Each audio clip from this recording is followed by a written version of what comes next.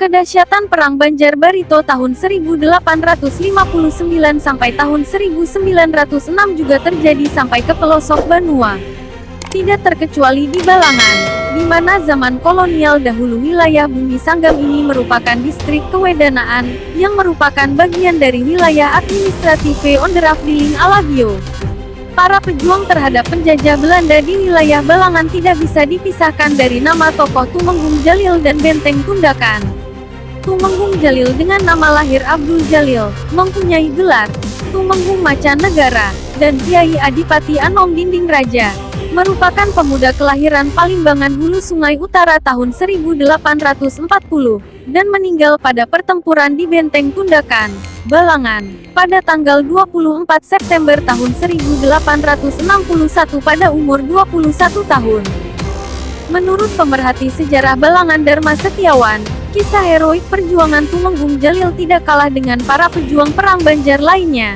Selain gelar Tumenggung Macan Negara dan Kiai Adipati Anom Dinding Raja yang melekat pada diri Tumenggung Jalil, Pangeran Hidayatullah juga memberikan hadiah sebuah tombak berlilit hiasan naga atas keberaniannya. Tumenggung Jalil dikenal sebagai rakyat biasa, meskipun beliau sebenarnya masih mempunyai hubungan keluarga dengan Adipati Danuraja, yang kala itu yang berkuasa di wilayah Banua Lima. Namun memihak Belanda, Tumenggung Jalil adalah panglima perang dengan basis pertahanan di Banua Lima.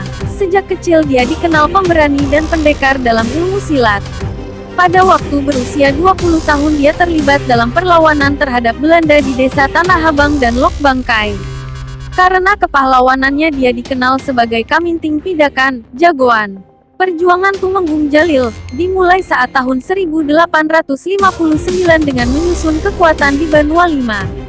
Tumenggung Jalil membuat pos-pos penjagaan di sekitar Babirik, Alabio dan Sungai Banar.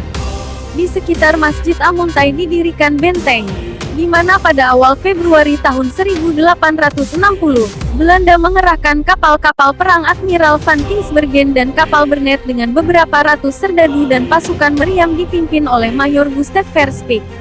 Kapal perang itu akhirnya sampai di Alabio, dan seterusnya terpaksa menggunakan kapal atau perahu yang lebih kecil karena rintangan yang banyak di sungai. Pertempuran terjadi di sekitar Masjid Amuntai. Benteng di sekitar masjid dipertahankan dengan kuat di bawah pimpinan Matia atau Matiasin, pembantu utama Tumenggung Jalil, yang dengan gagah berani mengamuk menyerbu serdadu Belanda. Beratus-ratus yang menjadi syuhada dalam pertempuran itu, 44 orang diantaranya dimakamkan di Kaludan. Selanjutnya, pasukan para pejuang yang dipimpin Tumenggung Jalil setelah terpukul di Banua Lima, kemudian menggabungkan diri ke Benteng Tundakan bersama-sama Tumenggung Baro dan Pangeran Maradipa. Pada tanggal 24 September tahun 1861 pasukan Belanda dengan kekuatan sekitar 300 orang di bawah pimpinan Kapten Van Langen dan Kapten Van Heyden mengepung Benteng Tundakan yang dipertahankan oleh Tumenggung Jalil bersama-sama Pangeran Antasari dan tokoh pejuang lainnya.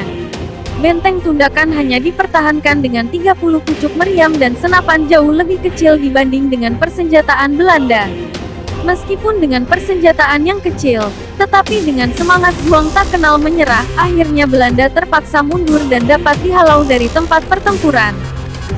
Namun sayang, dalam pertempuran itu, ternyata Tumenggung Jalil gugur sebagai kesuma bangsa. Mayatnya ditemukan dalam tumpukan-tumpukan mayat-mayat serdadu Belanda, jauh di luar benteng. Ketika perang sedang berkecamuk, Tumenggung Jalil mengamuk ke tengah-tengah musuh, dan dia menjadi korban bersama-sama serdadu Belanda yang dibunuhnya. Tumenggung Jalil menjadi syahid, seorang putera bangsa terbaik telah hilang. Kini Benteng Tundakan merupakan salah satu dari 3 tempat cagar budaya di Kabupaten Balangan, yang langsung di bawah naungan Balai Pelestarian Cagar Budaya Samarinda. Balai ini di bawah langsung Direktur Jenderal Kebudayaan Kementerian Pendidikan Nasional Indonesia. Juru pelihara Benteng Tundakan, Muhammad Ilmi mengungkapkan, luas areal Benteng Tundakan sesuai dengan pagar keliling yang dibuat semasa Balangan masih jadi satu dengan hulu Sungai Utara adalah sekitar lebar 200 meter dan panjang 100 meter. Kini kondisi benteng yang berupa parit-parit alam ini masih terjaga dengan baik, meskipun para pengunjungnya tiap tahunnya masih bisa dihitung dengan jari tangan. Terkait pertempuran di Benteng Tundakan sendiri, masih menurut cerita yang dari orang tua dulu. Memang ada pengkhianat yang menunjukkan lokasi Benteng Tundakan dan Belanda menyerang mulai arah belakang Benteng Tundakan bukan dari depan. Para pejuang memang dalam kondisi tidak siap, bahkan Tumenggung Jalil sendiri dalam keadaan sakit. Padahal para pejuang sudah menempatkan orang di lokasi yang diberi nama Maningau, guna memantau pergerakan Belanda jika mau menyerang benteng. Tapi karena Belanda menyerang dari arah belakang, maka orang yang bertugas mengawasi pergerakan Belanda tidak mengetahui jika Belanda menyerang benteng.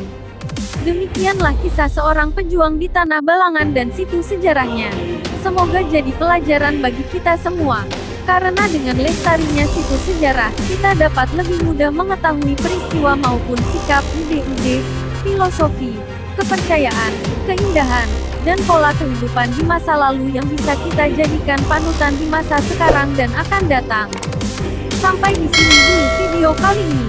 Jangan lupa klik subscribe, like dan bagikan video ini, agar sejarah perjuangan di Balangan ini bisa menjadi pengetahuan bagi semua orang.